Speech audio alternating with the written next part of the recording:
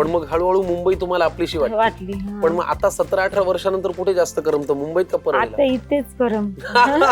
गावाला पण लग्न आहे त्यामध्ये करमत, पण आता मुलं शिक्षण वगैरे इकडे चालू आहे बरोबर. तर आता त्या गर्दीची गजबजाटाची सवय झाली असेल ना? सवय झाली आता, हो की नाही? सवय झाली. बरोबर. चला तेल गरम झालंय, काय घालूया पहिल्यांदा? जिरे. किती लागणार आहे? बस. चला पुढे काय घालूया? मोहरी टाकूया, थोडी लसूण टाकूया, लसूण थोडा जास्त टाकूया.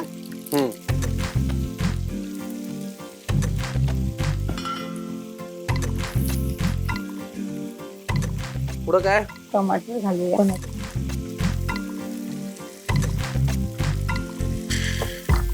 आता काय? भिजवलेली डाळ.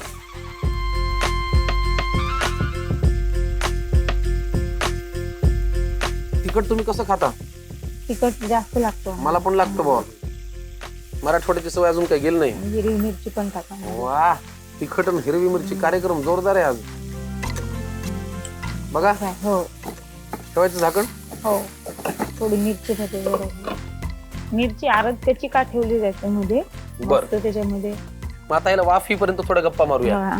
तसा करायला सोपा आहे की हा पदार्थ? हा, सोपा एकदम. आणि भाकरी सोबत एकदम एक नंबर. एक नंबर. पण मला सांगा, तुम्ही आता इथे मालिकेच्या सेट वरती जेवायला देता, वेगवेगळ्या लोकांच्या घरी सुद्धा तुम्ही स्वयंपाक केलात, बरोबर ना? मग असे मराठवाड्यातले कुठले पदार्थ आहेत जे तुम्ही यांना इथे येऊन खाऊ घातले? त्यांना हरभऱ्याची भाजी खाऊ घातली. आपली हरभऱ्याच्या पाल्याची भाजी ती खाऊ घातली. मग ती त्यांना एवढी आवडली. त्याच्यावर लसणाची फोडणी घातली होती का? हा, लसणाची फोडणी. एक नंबर. काढू का झाकण? हो हो. हा हा हा हा, अप्रतिम. जरा मिक्स करतो आधी.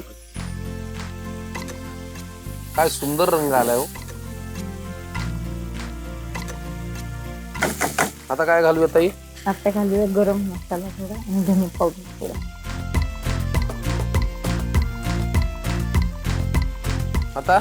आता हे कारळाचं कूट आणि शेंगदाण्याचं कूट मला वाटतं एवढं लागल. हो. जरा दाण्याच्या कुटावर आपलं विशेष प्रेम मराठवाडी पदार्थांचं. आणि कारळाचं कूट अप्रतिम. बघा पुरे. आणि थोडस पाणी टाकूया.